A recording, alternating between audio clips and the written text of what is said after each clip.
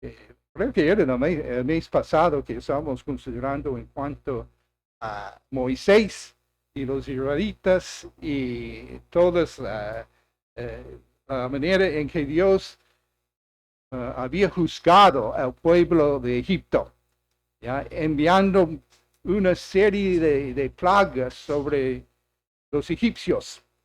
Y lo hizo porque él exigía que el faraón, el rey de Egipto, dejara que su pueblo saliera. Y él siempre rehusaba obedecer la voz de Dios que él proclamaba por medio de su siervo Moisés. Eh, ya habíamos notado ahí que realmente Dios nos dice en Romanos 15, versículo 4, porque las cosas que se escribieron antes para nuestra esperanza se escribieron a fin de que por la paciencia y la consolación de las escrituras tengamos esperanza. Hay algunos principios muy importantes que podemos aprender por la experiencia de los israelitas y por la manera en que Dios se demostró todopoderoso sobre todos los dioses falsos de los egipcios. Habías notado en esta oportunidad de que los egipcios tenían una multitud, tenían muchísimos dioses y diosas que ellos adoraban, incluyendo a Faraón mismo. También notando que Dios levantó a Moisés como su siervo para poder hacer advertencias delante del faraón que él hiciera lo que Dios le estaba exigiendo en dejar a su pueblo salir y también dándole la advertencia de que si no lo hace, entonces Dios va a juzgar y va a enviar estas plagas. Y hemos visto a 9 plagas ya de que las plagas realmente no eran solamente pestilencias o no eran solamente eh, unos flagelos terribles y desastrosos, sino que también entendimos que representaban la mano de Dios misma sobre el pueblo egipcio. Eran heridas y golpes de la mano de Dios omnipotente. Y él no solamente estaba demostrando su poder sobre Faraón, sino sobre todos los dioses que los egipcios adoraban. Porque lo interesante es ver de que Dios, al enviar estas plagas, estos impactos y golpes de su propia mano sobre el pueblo egipcio, él estaba también interviniendo en la vida religiosa de los egipcios y aún en cuanto al reino, al supuesto reino de esos dioses falsos que realmente eran impotentes e inútiles y no podían hacer nada para las personas quienes los adoraban. Eh, por eso que el Señor quería demostrar su poder sobre no solamente el faraón, sino sobre todos los dioses adorados por los egipcios. Deberíamos entender que Dios a través de la historia ha hecho algo muy semejante. Estamos viendo aquí en estos capítulos como Faraón se levantó contra Dios y en rebelión endureció su propio corazón y después dice que Dios mismo endureció el corazón de Faraón para que él, el Dios omnipotente y verdadero, se demuestra poderoso y todopoderoso sobre todos los demás dioses de esta tierra. Entonces vemos que Moisés se presentó delante de Faraón y que también al hacer eso, estaba enseñando una lección muy importante para su pueblo, que siempre Dios ha de demostrarse más poderoso que cualquier rey, cualquier gobernante humano, y más poderoso que cualquier otro Dios falso que los hombres adoran. Siempre Dios va a demostrarse más poderoso y soberano para hacer lo que Él quiere hacer, aún dentro del supuesto reino de dioses falsos. Él se demuestra poderoso para hacer, no solamente que puede hacer lo que quiere, sino que siempre hace lo que Él quiere hacer. Esta es la soberanía de Dios. Ahora, deberíamos quizás pensar de que en la historia, estamos comenzando en este libro de Éxodo, habíamos considerado en cuanto a realmente su poder sobre Faraón y los dioses de Egipto. Pero recuerden que siempre Dios ha hecho lo mismo. Solamente para mencionar, piensen de Israel, más o menos en el año 700 después de Cristo, en el año 722, que Dios había enviado, 722 antes de Cristo, Dios envió a los ejércitos de Asiria para poder juzgar a la nación de Israel por su rebelión, su idolatría, su pecado, que Dios tenía que juzgar a Israel.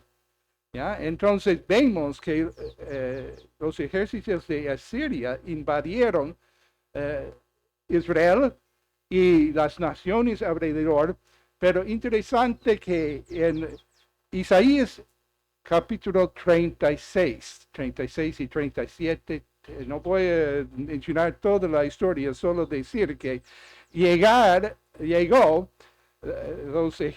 los ejércitos de Asiria a Jerusalén, mientras el rey Ezequías gobernaba sobre Israel, sobre Judá, que era uno de los reyes más piadosos de todos los reyes de Judá. Lo interesante es que encontramos allí cómo se levanta el capitán de los ejércitos de Asiria y comienza a hablar blasfemias contra Dios. Y también él está burlándose de todos los israelitas, los de Judá, los de Judea, porque ellos confían en su Dios para protegerles del poder de Asiria. Y él comienza a decir, ¿por qué confían tanto en su Dios? ¿No ven que todas las naciones alrededor han hecho lo mismo, confiando en sus dioses para que sean protegidos de mí? Y de Niamo, Sennacherib, que era el rey de Asiria en ese tiempo. Este capitán realmente está burlándose de Dios y está blasfemando a Dios. Y está diciendo que de ninguna manera su Dios va a poder rescatarles de mi mano. Van a ser destruidos. Entonces todo el pueblo, escuchando eso, ellos se arrodillan delante de Dios, piden su ayuda y quizás algunos se acuerden del resultado. La próxima mañana, de la mañana, se dan cuenta de que el ángel de Jehová había salido al campamento de los ejércitos de Asiria y mató a 185,000 de los soldados de Asiria. Y así, sin que los ejércitos de Judá levantaran la mano para hacer nada, Dios se demostró poderoso para responder a la blasfemia y las burlas de este capitán pagano.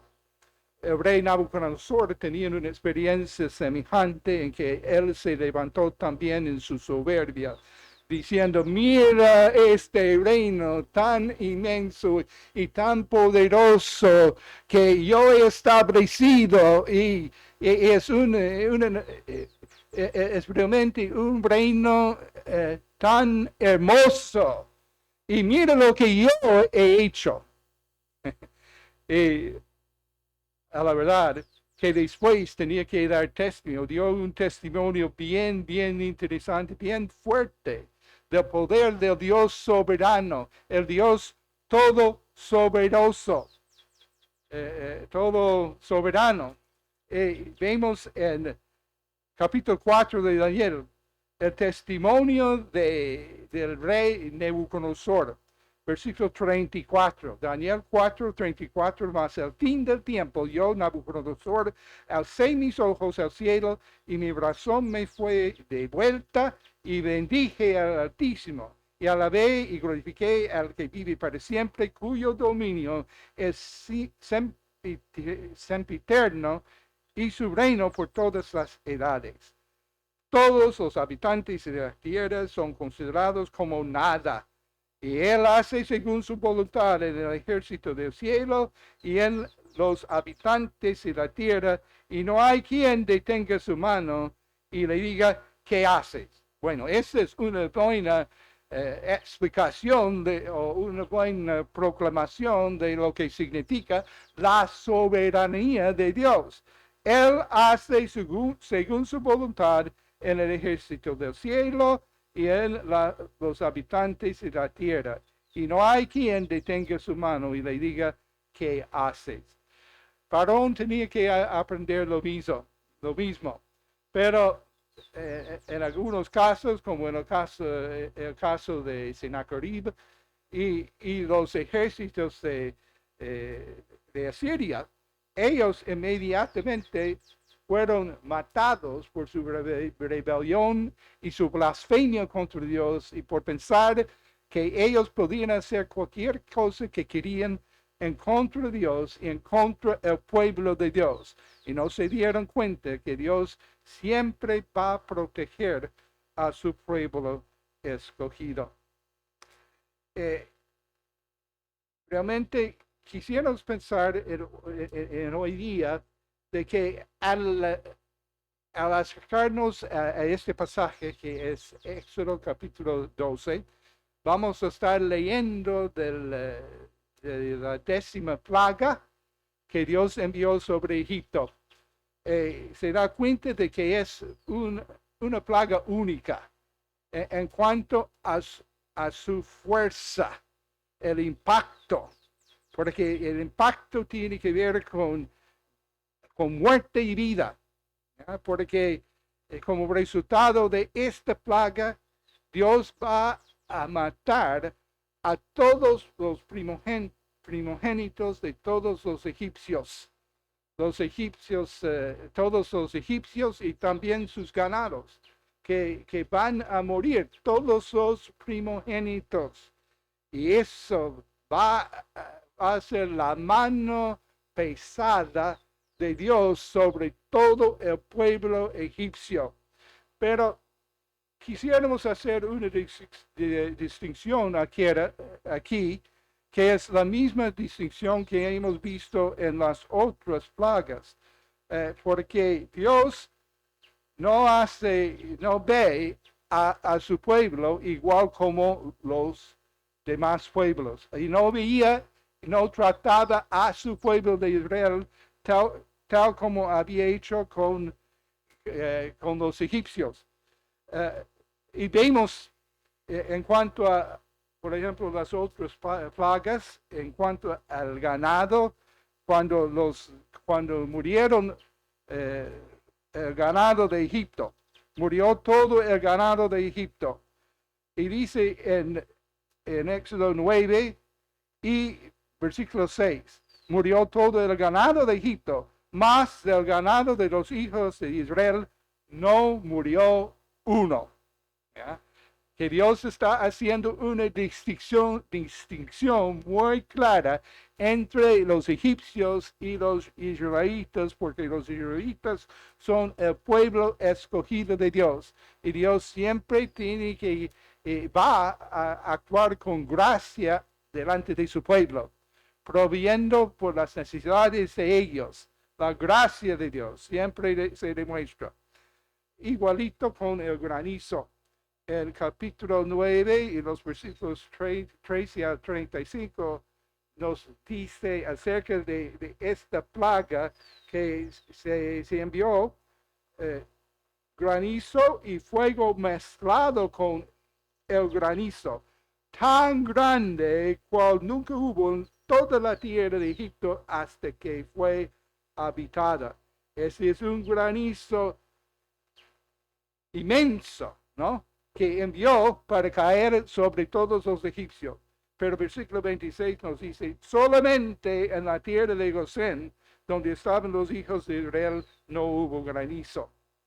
Igualmente, en capítulo 10, allí leemos acerca de la novena plaga que Dios envió para juzgar a los egipcios.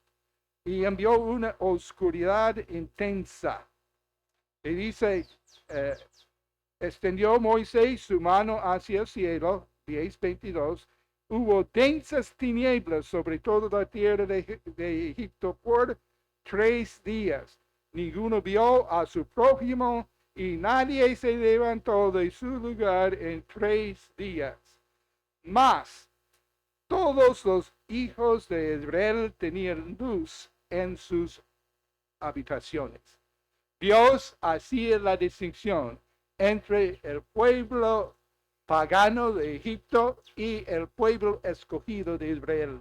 Y él iba a bendecir al pueblo de Israel por su gracia. Eso es un concepto bien importante que vemos en la gran historia de la vida. En su gracia, Dios provee para las necesidades del hombre y especialmente que provea por su propio pueblo. Podríamos mencionar varias maneras en que Dios proveía. Al principio, cuando cayeron Adán y Eva en pecado, cuando ellos desobedecieron y tomaron del fruto que no deberían tomar, y después en su mensaje a la serpiente, Dios dio una promesa. Interesante que una de las promesas más importantes para nosotros como hijos de Dios vino como una proclamación al serpiente, el representante de Satanás mismo, quien había tentado a Eva ahí y hizo que cayera. Y dice ahí que dio una promesa Dios para que haya victoria final, que la simiente de la mujer herirá la cabeza de la serpiente. Y entendemos que eso tiene que ver con el mismo Cristo y hay que creer en el vencedor verdadero que Dios había de enviar para poder rescatarnos del pecado. Hay muchos otros ejemplos que podríamos ver y notar otro asunto muy importante, que no solamente Dios provee para las necesidades de su pueblo, sino que se requiere una respuesta de fe de parte del hombre para que pueda recibir los beneficios de dichas provisiones. Eso sería también otra distinción en cuanto a la 10ª plaga. Este golpe final tan poderoso a los egipcios y que Dios sí, por su gracia, va a proveer para el pueblo de Israel. pero no va a hacerlo automáticamente, como parece que hizo en cuanto a las otras plagas que hemos notado, que Dios mismo solamente hizo la distinción y ellos no experimentaron el mismo juicio que los egipcios experimentaron. También va a suceder lo mismo en la última plaga, pero en este caso se ve la importancia de que el Hijo de Dios creyera en Dios. ¿Ya? La fe tiene que creer y obedecer lo que Dios manda. Eso vemos en la última plaga. Y vamos a ver ahora en cuanto a esta plaga que encontramos allí, pero queremos notar primero que Dios envió a Moisés ante Faraón. Encontramos en capítulo 11, no vamos a leer todo, pero queremos ver desde el versículo 4. Y al leer eso, a pensar de eso, deberíamos entender, como habíamos dicho, que Dios estaba invadiendo el mismo supuesto reino de dioses falsos de Egipto. Y había un dios llamado Osiris, y era uno de los dioses egipcios más importantes y reverenciados. Él era el temido dios de la muerte, del inframundo y de la resurrección. Y a ese Dios le adoraban como Dios de la muerte, del inframundo y de la resurrección. Y ahora el Señor demostrará que Él y no Osiris es el verdadero Dios de la vida y la muerte. Entonces envía a Moisés con su hermano Aarón que le acompaña delante del faraón y le dice, le da la advertencia en capítulo 11 comenzando con versículo 4. Tomamos en cuenta algunos hechos también, hechos significantes. Recuerden que un tiempo antes, un faraón había ordenado la muerte de todos los bebés varones hebreos, como Moisés.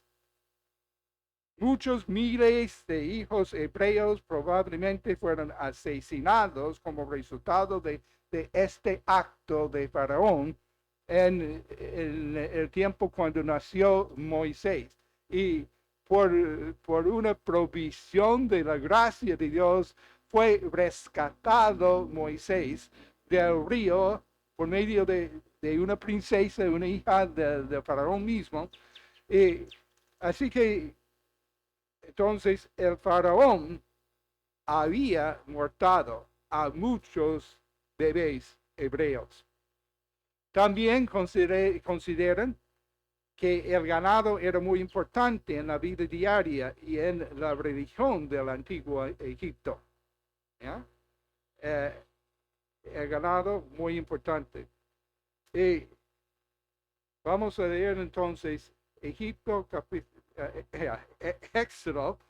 Éxodo capítulo 11, 4 dice, dijo pues Moisés, Jehová ha dicho así, a la medianoche yo saldré por el medio de Egipto, y morirá todo primogénito en tierra de Egipto, desde el primogénito de Faraón, que se siente en el trono, hasta el primogénito de la sierva que está tras el molino, que sería una sierva considerada de más baja sociedad, ¿no? Y todo primogénito de las bestias o del ganado, también los primogénitos no solamente de los egipcios, sino también de sus ganados, van a ser impactados y van a morir como resultado de esta plaga. Y habrá gran clamor por toda la tierra de Egipto, cual nunca hubo ni jamás habrá, pero contra todos los hijos de Israel desde el hombre hasta la bestia, ni un perro moverá su lengua, para que sepáis que Jehová hace diferencia entre los egipcios y los israelitas. ¿Por qué hace diferencia? Porque son su pueblo, son su pueblo escogido, son su pueblo que le adoran, y son su pueblo que él siempre va a tener misericordia de su pueblo. Y descenderán a mí todos estos tus siervos, e inclinados delante de mí dirán, ve, tú y todo el pueblo que está debajo de ti. Entonces, está diciendo que sí, va a liberar Dios a su pueblo, pero lo va a hacer al costo tremendo de la vida de los primogénitos en todo Egipto. No solamente de las familias egipcios, sino de su ganado, que van a morir. ¿Ya? Ahora, cuando seguimos adelante, queremos ver en el capítulo 12. En el capítulo 12, considerando los primeros versículos, el plan de Dios anunciado. Y queremos notar en este pasaje especialmente la importancia de la fe en la promesa de Dios. Y vemos que allí se introduce el tema de la Pascua. La Pascua es un tipo de Cristo, un tipo muy importante de Cristo. Por tipo queremos decir que es un símbolo antiguo testamentario que representa a Cristo y lo que Cristo ha de ser en el tiempo futuro. Entonces, se introduce este tema aquí y deberíamos entender que este Cordero tiene que escoger el pueblo de Israel con tomando en cuenta todas las instrucciones. Y dice capítulo 12, versículo 1, habló Jehová a Moisés y a Aarón en la tierra de Egipto, hablada a toda la congregación de Israel, diciendo, en el 10 de este mes, tómese cada uno un cordero según las familias de los padres, un cordero por familia.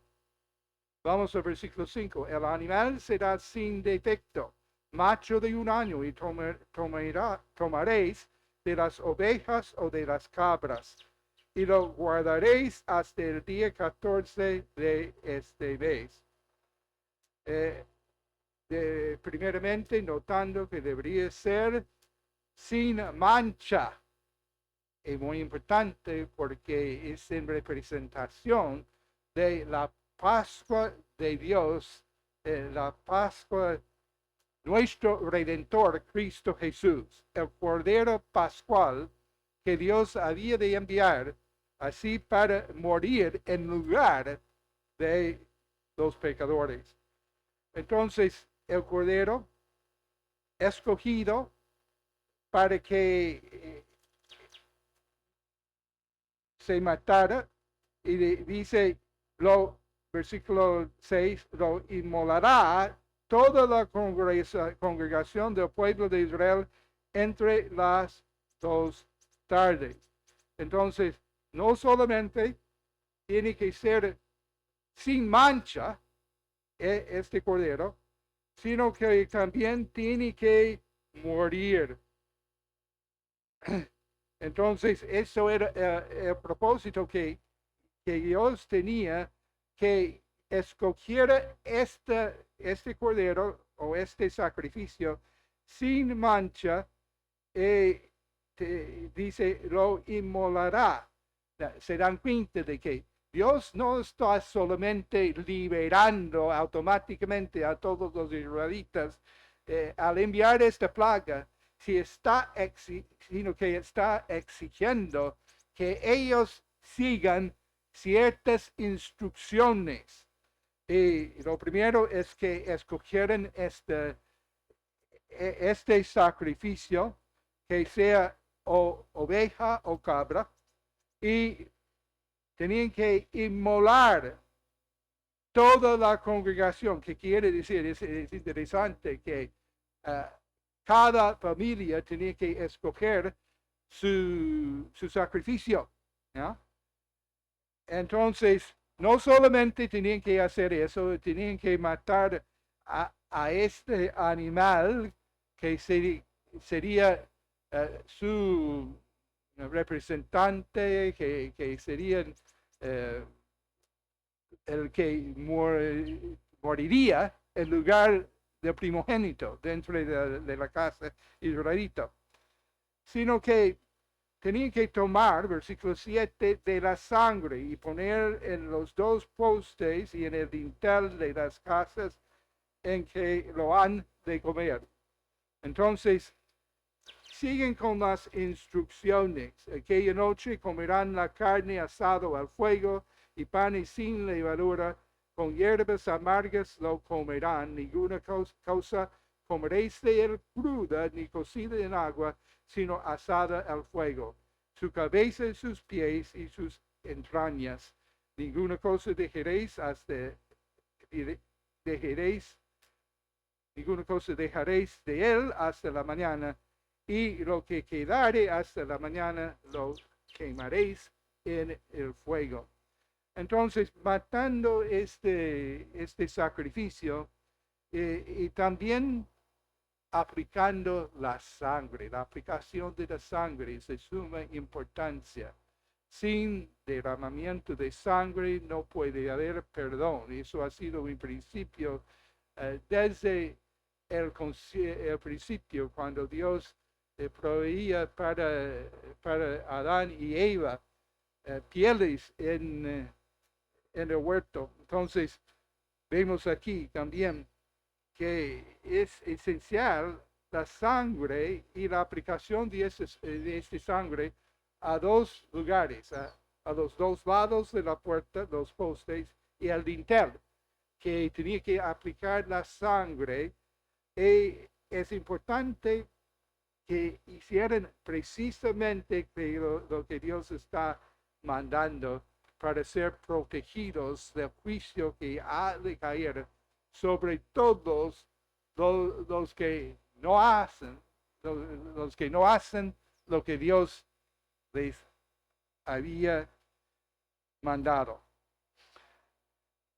Ahora, entonces, vemos en versículo 21, bueno, seguimos, creo que deberíamos mirar también del 11, versículo 11, menciona de que ellos deberían estar preparados para salir en cualquier momento. Entonces, ceñidos vuestros lomos, vuestro calzado en vuestros pies y vuestro bordón en vuestra mano, ceñidos la vestimenta, para poder salir en cualquier momento y salir apresuradamente al momento que Dios librara al pueblo de Israel. Ellos deberían ser preparados para salir en ese mismo momento. Pero seguimos adelante y dice versículo 12, ahí está lo que ha de ocurrir y lo que Moisés está proclamando al pueblo de Israel, porque deberían cumplir con todas estas instrucciones del Señor. Dice, pues yo pasaré aquella noche por la tierra de Egipto y heriré a todo primogénito en la tierra de Egipto, así de los hombres como de las bestias, y ejecutaré mis juicios en todos los dioses de Egipto, yo, Jehová. Ahora, se ve que Dios mismo proclama que Él está ejecutando sus juicios en todos los dioses de Egipto. No es tan solo que está juzgando a los egipcios por su idolatría y por su manera de tratar al pueblo de Dios, pero también sus dioses caen bajo el juicio y la condenación del Dios todopoderoso y vivo. Versículo 13. Ahora, aquí vemos la importancia de creer de todo corazón la promesa de Dios. Los israelitas, al hacer lo que Dios estaba demandando, deberían entender el significado de los versículos 13, del versículo 13, y la sangre os será por señal en las casas donde vosotros estéis, y veréis la sangre y pasaréis de vosotros, y no habrá en vosotros plaga de mortandad cuando hiera la tierra de Egipto. Qué linda promesa, ¿ya? Porque se ve allí la distinción de que Dios está haciendo entre su pueblo, de que entre ellos no habrá plaga de mortandad. Dios va a herir toda la tierra de Egipto, pero Él va a proteger a todos que han dicho lo que Dios mandaba, que han hecho según sus instrucciones, y ellos van a ser protegidos del ángel de la muerte que va a pasar.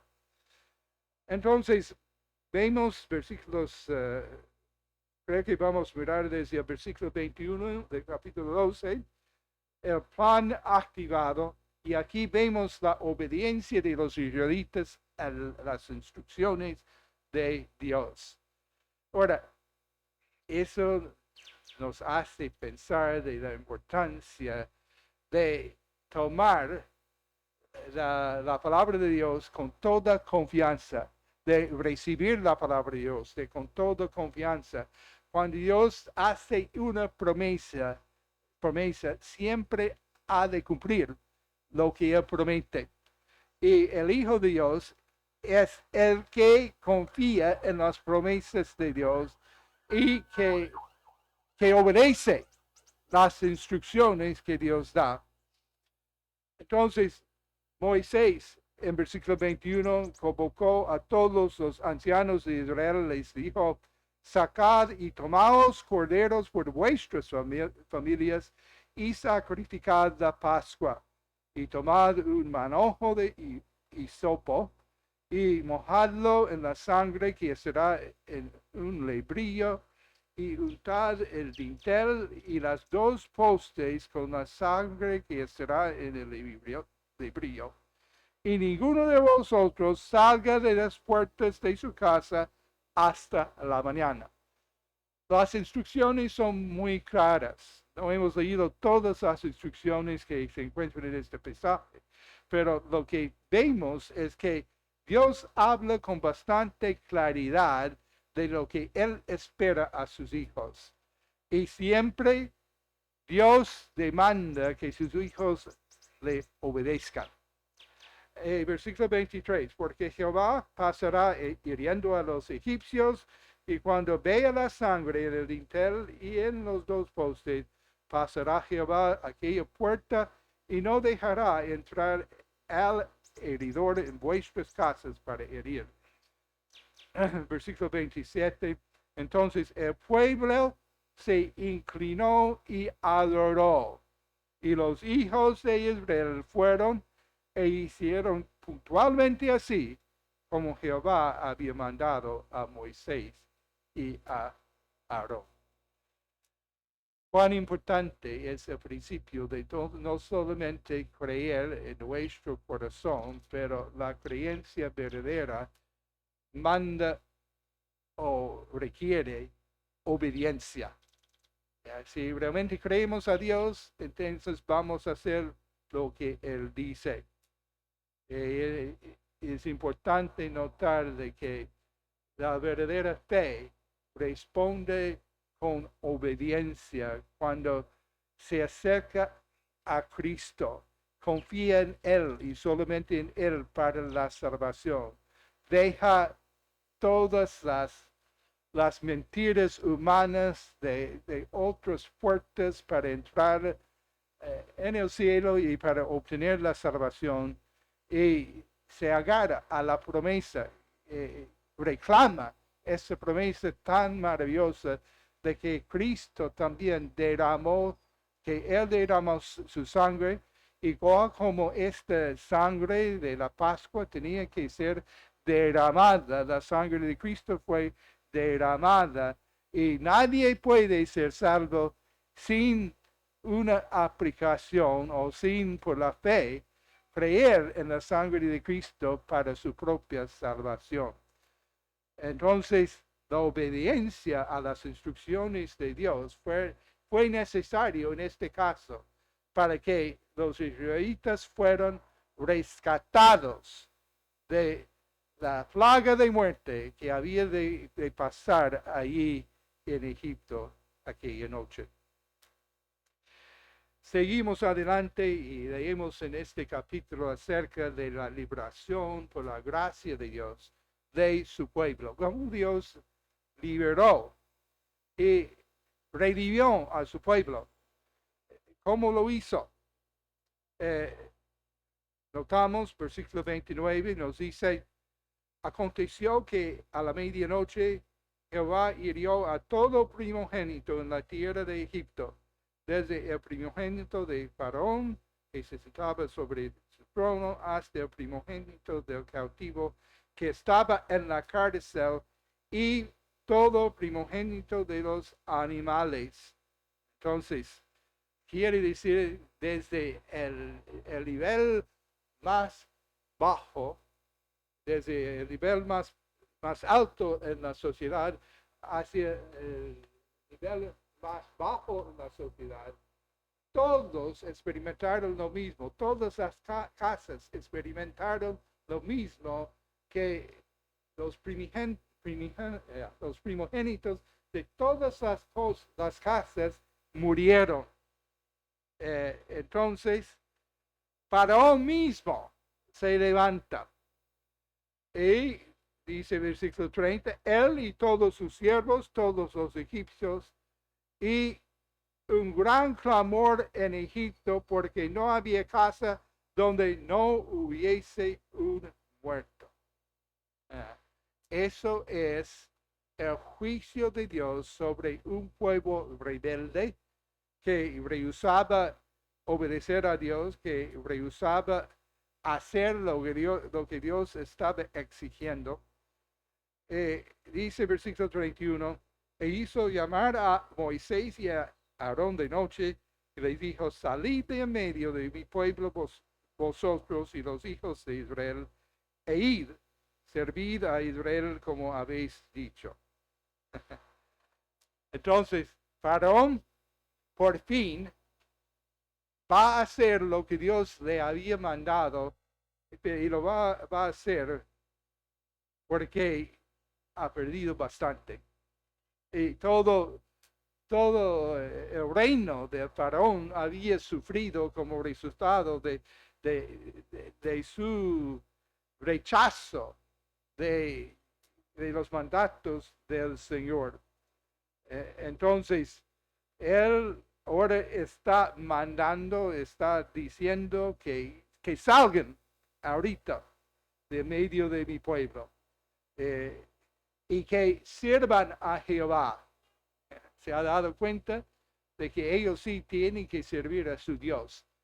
Y Dios no va a dejar a su pueblo allí en Egipto sin que ellos salieran de Egipto con el propósito de servirle a Él, su único Dios y su único Salvador, quien es digno de toda su adoración. Entonces, dice, ya está diciendo Faraón que rehusaba hacer lo que había pedido antes Moisés. Dios lo había pedido por medio de Moisés, que saliera al pueblo y que también que llevara sus ovejas y vacas y sus animales. Y ahora Faraón dice, salgan y también tomen sus ovejas, vacas, tal como han dicho, y por favor, bendecidme también a mí. Eso es el deseo, que Él está pidiendo bendición. Pero, ¿qué clase de petición es eso? Es la petición de un corazón totalmente rebelde que ya había demostrado que Él se burlaba del pueblo de Dios y también había blasfemado a Dios y ahora va a experimentar el juicio de Dios aún más allá de la matanza de todos los primogénitos de Egipto. Aquí vemos entonces que hay una diferencia que Dios hace entre su pueblo y el pueblo pagano, entre los egipcios y los israelitas. Vemos a los egipcios en condenación, los israelitas liberación, los egipcios sufren muerte y el pueblo de Dios sigue con vida por la gracia de Dios, por haber creído en Él y por haber obedecido sus instrucciones. El pueblo egipcio ha de seguir en oscuridad espiritual, mientras que el pueblo de Israel va a tener la luz verdadera para seguir durante toda su jornada en el desierto. Y van a seguir sirviendo sus dioses muertos, falsos e impotentes, los egipcios. Pero ahora han de salir, y ahora en este caso, el pueblo israelita va a obedecer el mandato de Faraón, porque él dice ahí, tomen sus ovejas, que salen y que tomen sus ovejas y vacas y que vayan. Entonces van a obedecer porque está bajo él se encuentra bajo la misma soberanía de Dios y lo que él está mandando realmente es lo que Dios había exigido desde el principio. Entonces, vemos una historia tan maravillosa de la soberanía de Dios y de la protección de su pueblo, mientras Él juzgaba y golpeaba fuertemente el pueblo pagano de Egipto, pero protegía a su pueblo, a su pueblo escogido. Entonces, por casi 35,000, 3,500 años, desde este evento original de la Pascua, la celebración ha sido un festival importante de los judíos anualmente. La Pascua judía comienza el día 15 del mes hebreo de Nisan y dura por 7 o 8 días. El festival comienza con la cena del ritual de la Pascua, que es rica en simbolismo. Y se conmemora, ¿ya? Así se dice. Se conmemora la amarga esclavitud vivida en Egipto. ¿Ya? Entonces están recordando que como ellos fueron oprimidos y esclavizados en Egipto, pero aún más celebra la liberación de aquel cautiverio. Y Dios en la provisión que hizo para ellos, también estaba previendo un símbolo, un tipo muy precioso de lo que Cristo ha hecho por nosotros por medio de Cristo Jesús y su muerte en la cruz, derramando su sangre. Y es solamente por la fe personal que podemos ser salvos, confiando en Él. Siguen los judíos obedientes, los judíos piadosos hoy día, ellos siguen con esta celebración. Ahora, no es una celebración que nosotros celebramos en la iglesia hoy en día, porque no somos judíos, pero sí es una celebración muy importante que deberíamos entender que tiene mucho significado para nosotros, porque se ve cómo Dios proveía para su pueblo y cómo Jesús es nuestra Pascua. Y para terminar, quisiera ver algunos versículos del Nuevo Testamento que hablan a Cristo nuestra Pascua.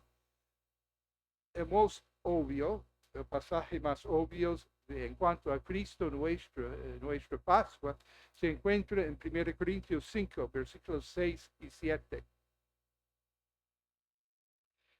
1 Corintios 5.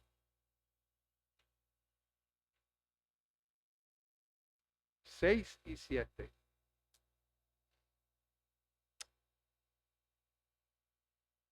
No es buena vuestra jactancia. ¿No sabéis que un poco de levadura le ayuda toda la masa?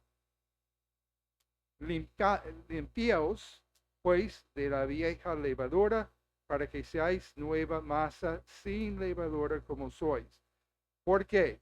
La última parte del versículo es lo que queremos ver ahora especialmente. Porque nuestra Pascua, que es Cristo, ya fue sacrificada por nosotros. Nuestra Pascua. Y creo que lo importante para recordar es tal como Dios pasó en el momento de pasar el ángel de Jehová sobre Egipto y de dar juicio a los egipcios en esa noche, de matar a todos los primogénitos, al ver la sangre en los postes, el dintel de cada casa israelita, entonces pasó por ellos, porque fueron rescatados por la aplicación de la sangre. La sangre de Cristo nos limpia de todo pecado. Y así podemos ser salvos. Y solamente por la sangre de Cristo podemos ser limpios y salvos. Entonces la sangre de nuestro Redentor sin pecado, sin mancha. Él nos redimió no con plata ni oro, como dice 1 de Pedro capítulo 1, sino con la preciosa sangre de Jesucristo, sin mancha. Así debemos entender de que nuestra salvación se compró por derramamiento de sangre de nuestro Salvador Jesucristo. También pensamos de que nosotros podemos tener vida en Cristo Jesús, pero ¿cómo es que nosotros podemos escapar cuán importante, que creo que debería decir, cuán importante es apropiar personalmente los beneficios del sacrificio? Sabemos que ellos tenían que aplicar, ¿ya? En cada casa tenían que aplicar. Ahora, no se puede, es interesante que en un tipo, un símbolo como eso, no se puede aplicar cada uno de los detalles. No podemos considerar, por ejemplo, que en la casa ellos mataron solamente un sacrificio y se hizo por casa, pero se demostraba el sacrificio allí dentro de la casa se implicaba que los miembros de la casa estaban confiando. La salvación es un asunto personal. Cada uno personalmente tiene que confiar en la sangre de Cristo para limpiar el pecado.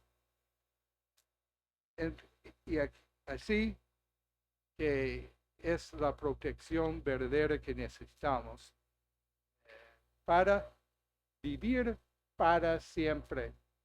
La muerte no nos puede quitar vida en Cristo Jesús. Aun si tenemos que experimentar la muerte física, sabemos que somos vivos para siempre en Cristo. Y el cuerpo se puede enterrar, pero el alma del que ha confiado en Cristo, al morir, se va directamente a la presencia de Dios. Cristo Jesús se ha dado a sí mismo como nuestro sacrificio perfecto por el pecado. En nuestro lugar, Él se dio a sí mismo. Y al confiar en Él, tenemos la vida eterna. Y es una vida abundante que Dios nos ofrece. Si hay alguien aquí que no ha confiado en Cristo todavía, confíe en Él. Él es el único que te puede salvar para toda la eternidad. Él es el único que se ha dado en sacrificio nuestro. Y es el único que ha vencido la muerte para darnos nosotros también victoria sobre la muerte. Vamos a orar. Padre Celestial, en esta mañana te damos gracias por este tipo, este símbolo tan bueno, tan clara de la provisión de vida en Cristo Jesús, que tú nos rescataste. Y lo hiciste por medio de la sangre de tu propio Hijo, derramado en la cruz de Calvario. Te damos gracias que tenemos toda la confianza de que tú siempre vas a proveer para las necesidades de tus hijos. Y encomendamos en tus manos la enseñanza de hoy día para que tú sigas aplicando el mensaje y los principios que hemos visto en nuestra vida. Y ayúdanos también a proclamar este mensaje a otros que te necesitan. En el nombre de Cristo Jesús te lo pedimos. Amén.